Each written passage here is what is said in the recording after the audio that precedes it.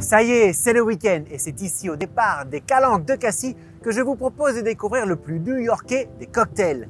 Un homme célèbre a dit un jour « J'ai retiré de l'alcool plus de choses que l'alcool ne m'en a retiré ». Cet homme célèbre n'est autre que Winston Churchill. Quel est le lien avec notre cocktail du jour? C'est ce que je vous propose de savoir de suite.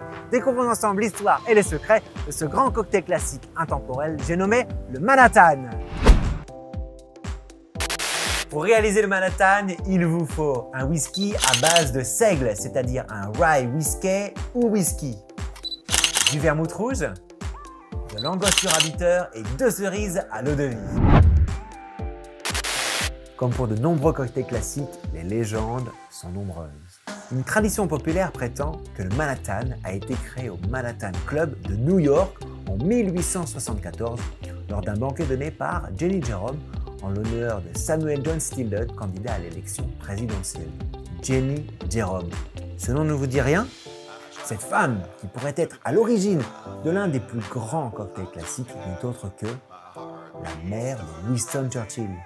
Le succès de ce banquet fit que le cocktail devint à la mode, les gens le demandant en se référant au nom du club d'où il provenait.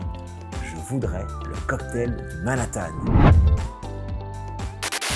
La recette classique est très simple, mais la sélection des ingrédients vous permet de redécouvrir sans cesse ce grand cocktail classique intemporel. Voici ma recette. 5 centilitres de whisky à base de seigle. J'utilise ici le rye moisson du domaine des Hautes-Glaces, une cuvée céréalière et élégante aux notes herbacées et épicées. Le domaine des Hautes-Glaces est l'une de ces rares distilleries qui cultive et transforme ses propres céréales entièrement labellisées agriculture biologique et qui utilise des énergies locales renouvelables. 2 centilitres de vermouth rouge. J'ai sélectionné pour vous 2 vermouths aux propriétés organoleptiques totalement différentes qui vont vous permettre de personnaliser votre propre Manhattan en fonction de votre sensibilité gustative. Plus doux ou plus sec. Vermouth di Torino Cocchi Storico, la recette originale de Giulio Cocchi, donne un vin aromatisé palpitant, riche en sensations, avec des notes vibrantes de cacao, d'orange amère et de rhubarbe. Vermouth Amaro dopo teatro.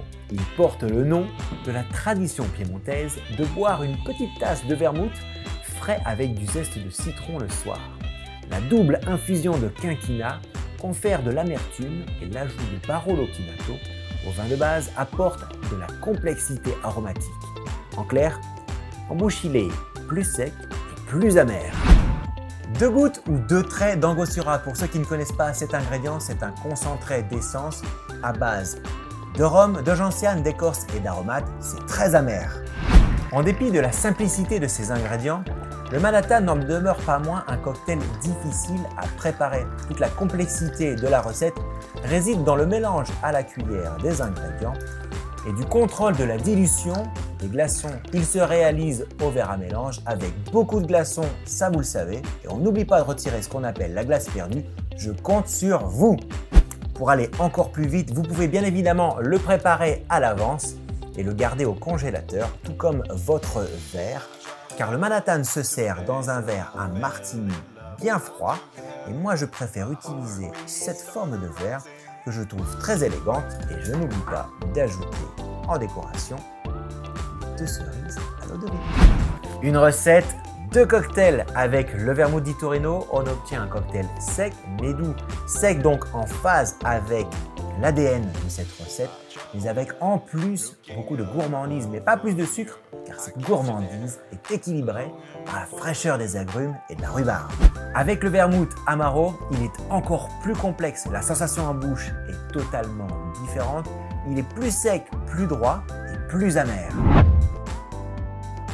Tous les cocktails classiques peuvent être facilement personnalisés en utilisant des ingrédients spécifiques.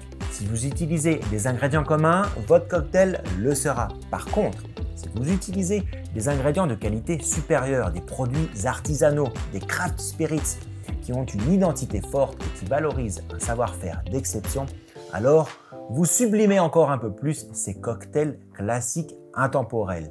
Je vous invite réellement à tester la différence et vous verrez que ça ne fait que dupliquer le plaisir que ces cocktails classiques peuvent procurer.